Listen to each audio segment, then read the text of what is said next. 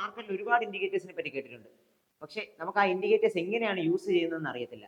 നമ്മൾ അതേപോലെയുള്ള ഒരു ഇൻഡിക്കേറ്ററാണ് ഇന്ന് പഠിക്കാൻ പോകുന്നത്. നമ്മൾ ഇന്ന് പഠിക്കാൻ പോകുന്നത് RSI, അതായത് റിലേറ്റീവ് സ്ട്രെങ്ത് ഇൻഡെക്സ് എന്നുള്ള ഒരു ഇൻഡിക്കേറ്ററിനെ കുറിച്ചാണ്. നമ്മൾ മുമ്പ് RSI ഇൻഡിക്കേറ്റർ യൂസ് ചെയ്ത് വീഡിയോസ് ചെയ്തിട്ടുള്ളതാണ്. അതായത് ഒരുപാട് സ്ട്രാറ്റജീസ് നമ്മൾ പറഞ്ഞിട്ടുള്ളതാണ്. പക്ഷേ നമ്മൾ ആ ഒരു RSI ഇൻഡിക്കേറ്റർ എങ്ങനെയാണ് തറോ ആയിട്ട് യൂസ് ചെയ്യുന്നതെന്ന് പഠിച്ചില്ലായിരുന്നു. അത് ഇപ്പോഴാണ് നമ്മൾ പഠിക്കാൻ പോകുന്നത്. അതായത് ഈ വീഡിയോയിലൂടെ നമ്മൾ RSI ഇൻഡിക്കേറ്റർ എന്താണെന്നും ആ ഒരു ഇൻഡിക്കേറ്ററിൽ നിന്ന് നമുക്ക് എന്തൊക്കെ മാർക്കറ്റിൽ നിന്ന് മനസ്സിലാക്കാം, ഇതെല്ലാ കാര്യങ്ങളും നമ്മൾ ഡീറ്റെയിൽ ആയിട്ട് തന്നെ പഠിക്കുന്നതാണ്. RSI ഇൻഡിക്കേറ്ററിനെ കുറിച്ചുള്ള ഈ ഒരു വീഡിയോയിലൂടെ നമ്മൾ RSI ഇൻഡിക്കേറ്റർ എവിടേക്കാണ് യൂസ് ചെയ്യുന്നത്, എന്തിനൊക്കെയാണ് യൂസ് ചെയ്യുന്നത്, മാർക്കറ്റിന്റെ ഏത് സിറ്റുവേഷനിലാണ് നമ്മൾ RSI ഇൻഡിക്കേറ്റർ യൂസ് ചെയ്യേണ്ടത്, ഈ ഒരു കാര്യങ്ങളെല്ലാം പഠിക്കുന്നതാണ്.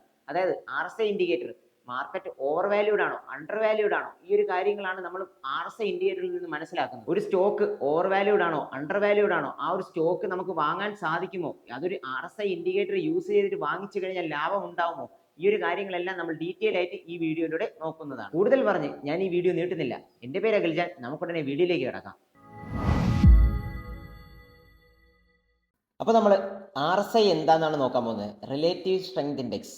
അതായത് നമ്മൾ ഒരു ഇൻഡിക്കേറ്റർ ആണ് RSI. നമ്മൾ RSIയെ പറ്റി പറഞ്ഞിട്ടുണ്ടായിരുന്നു മുമ്പൊരു വീഡിയോയിൽ. RSI നമ്മൾ ഡീറ്റെയിൽ ആയിട്ട് നോക്കുവാണെങ്കിൽ RSI ഒരു ഓസിലേറ്റർ ഇൻഡിക്കേറ്റർ ആണ്. അതായത് നമുക്ക് രണ്ട് ടൈപ്പ് ഓഫ് ഇൻഡിക്കേറ്റേഴ്സ് ആണ് വരുന്നത്. ഒന്ന് ഓവർലേ, മറ്റൊന്ന് ഓസിലേറ്റേഴ്സ്. അതിൽ ഓസിലേറ്റർ ഇൻഡിക്കേറ്റർ ആണ് RSI എന്ന് പറയുന്നത്. അതിൽ നമ്മൾ RSI എടുക്കാൻ വേണ്ടി ഇവിടെ ചാർട്ടിൽ പോവുക. ഇതൊരു ടാറ്റ പവറിൻ്റെ ചാർട്ടാണ്. ഇതിൽ ഇൻഡിക്കേറ്റേഴ്സ് ക്ലിക്ക് ചെയ്യുക. അതിൽ RSI എന്ന് ടൈപ്പ് ചെയ്യുമ്പോൾ റിലേറ്റീവ് സ്ട്രെങ്ത് ഇൻഡെക്സ് എന്ന് നിങ്ങൾക്ക് കാണാം. അത് സെലക്ട് ചെയ്യുക.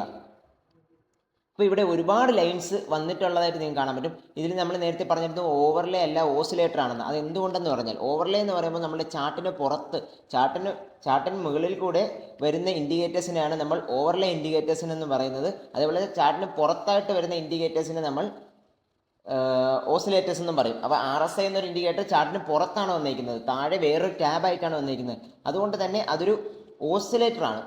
അതുമാത്രമല്ല, നമ്മൾ ഈ ഓസിലേറ്റർ ഇൻഡിക്കേറ്റർ, അതായത് ഈ RSI നോക്കുന്നത് എങ്ങനെയാണെന്ന് ഞാൻ പറഞ്ഞുതരാം, ഡീറ്റെയിൽ ആയിട്ട് തന്നെ പറഞ്ഞുതരാം. അതിനായി ആദ്യം ഇവിടെ സെറ്റിംഗ്സിൽ കയറുക. ഇതിൽ നമുക്ക് RSI ബേസ്ഡ് മൂവിങ് ആവറേജ് ആവശ്യമില്ല, ഇത് ഓഫ് ആക്കുക. ഇതിൽ നിങ്ങൾക്ക് കുറച്ച് ലൈൻസ് കാണാൻ പറ്റുന്നുണ്ട്. ഇതിൽ ഏറ്റവും വലിയ അപ്പർ ബാൻഡാണ് 70, ലോവർ ബാൻഡ് എന്ന് പറയുന്നത് കാണാൻ പറ്റുന്നുണ്ടോ, 30 ആണ് ലോവർ ബാൻഡ്. 30 ആണ് ലോവർ ബാൻഡ് വരുന്നത്.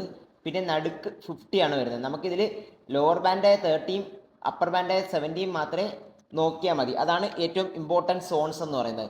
ഈ വരുന്ന വയലറ്റ് ലൈനാണ് നമ്മൾ RSI ലൈൻ എന്ന് പറയുന്നത്. അപ്പോൾ ഈ ഒരു ലൈൻ യൂസ് ചെയ്തിട്ടാണ് നമ്മൾ ഈ ഒരു RSI ഇൻഡിക്കേറ്റർ പഠിക്കാൻ പോകുന്നത്. അപ്പോൾ ഈ RSI എങ്ങനെയാണ് യൂസ് ചെയ്യുന്നതെന്ന് ഞാൻ ഡീറ്റെയിൽ ആയിട്ട് ഇപ്പോൾ പറഞ്ഞു തരാം. അതായത് RSI എന്ന് പറയുന്നത് മാർക്കറ്റിൽ ഓവർ സോൾഡ് ആണോ ഓവർ ബോട്ട് ആണോ, സ്റ്റോക്ക് ഓവർ സോൾഡ് ആയിട്ടാണോ നിൽക്കുന്നത് അല്ലെങ്കിൽ ഓവർ ബോട്ട് ആയിട്ടാണോ നിൽക്കുന്നതെന്ന് മനസ്സിലാക്കാനുള്ളൊരു ഇൻഡിക്കേറ്ററാണ് RSI എന്ന് പറയുന്നത്. നമ്മളിപ്പോൾ ടാറ്റ പവർ എന്നൊരു സ്റ്റോക്ക് ഓവർ സോൾഡ് ആണെങ്കിൽ നമ്മൾ അവിടെ പോയി വീണ്ടും സെല്ല് ചെയ്തിട്ട് കാര്യമില്ല, ഓൾറെഡി ഓവർ സോൾഡ് ആയിട്ട് ഇരിക്കുകയാണ്.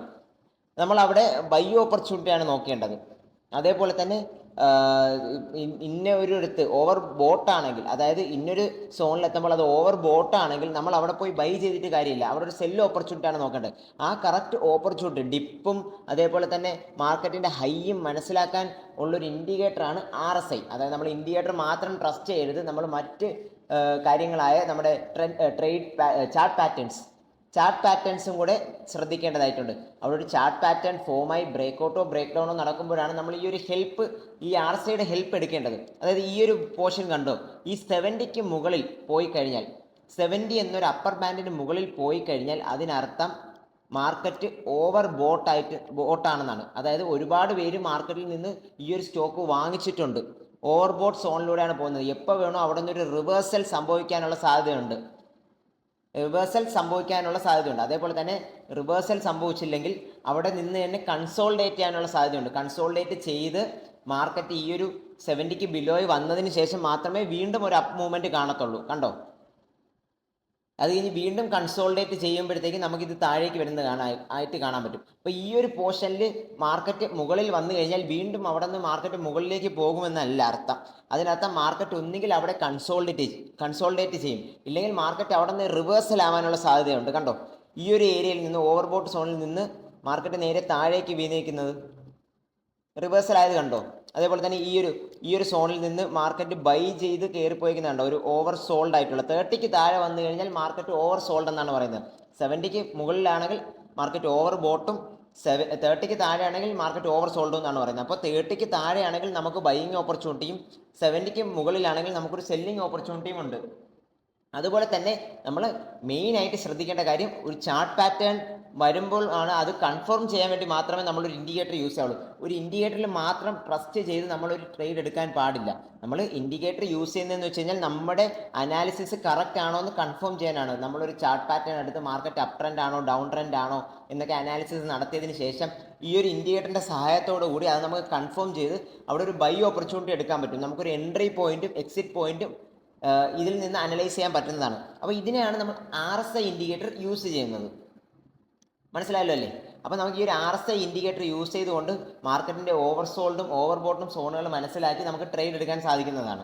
ഇത് നമുക്ക് ഏത് സ്റ്റോക്കിൽ വേണോ ട്രൈ ചെയ്യാനും പറ്റുന്നതാണ്. എല്ലാ സ്റ്റോക്കിലും ഈ ഒരു ഇൻഡിക്കേറ്റർ നമുക്ക് യൂസ് ചെയ്യാവുന്നതാണ്.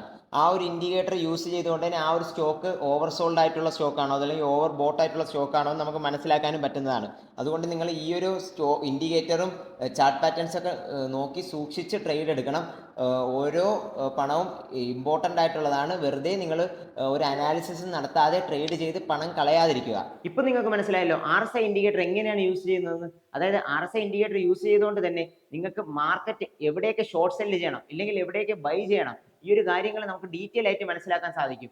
RSI indicator market over valued ആണോ, മാർക്കറ്റ് അല്ലെങ്കിൽ ഒരു സ്റ്റോക്ക് ആയിരുന്നാൽ പോലും ഒരു സ്റ്റോക്ക് നമുക്ക് ഓവർ വാല്യൂഡ് ആണോ, ആ സ്റ്റോക്കിന്റെ പ്രൈസ് വളരെ ഹൈയിലാണോ അല്ലെങ്കിൽ ആ ഒരു സ്റ്റോക്കിന്റെ പ്രൈസ് വളരെ കുറവാണോ, മാർക്കറ്റ് അതിനായിട്ടുള്ള വില ആ ഒരു സ്റ്റോക്കിന് കൊടുക്കുന്നില്ലയോ, ഈ ഒരു കാര്യങ്ങളെല്ലാം നമുക്ക് ഡീറ്റെയിൽ ആയിട്ട് മനസ്സിലാകാൻ സാധിച്ചിട്ടുണ്ട്. അപ്പോൾ RSI ഇൻഡിക്കേറ്റർ യൂസ് ചെയ്ത് നിങ്ങൾക്ക് അണ്ടർ വാല്യൂഡ് സ്റ്റോക്കും ഓവർ വാല്യൂഡ് സ്റ്റോക്കും ഈസി ആയിട്ട് മനസ്സിലാക്കി അതിൽ ഇൻവെസ്റ്റ് ചെയ്യാൻ പറ്റുന്നതാണ്. ഇൻവെസ്റ്റ് ചെയ്യുന്നതിലൂടെ മാത്രമേ നമുക്ക് വെൽത്ത് ക്രിയേറ്റ് ചെയ്യാൻ സാധിക്കത്തുള്ളൂ. അപ്പോൾ എല്ലാവരും ഇൻവെസ്റ്റ് ചെയ്യുക, നമുക്ക് ഒരുമിച്ച് വളരാം.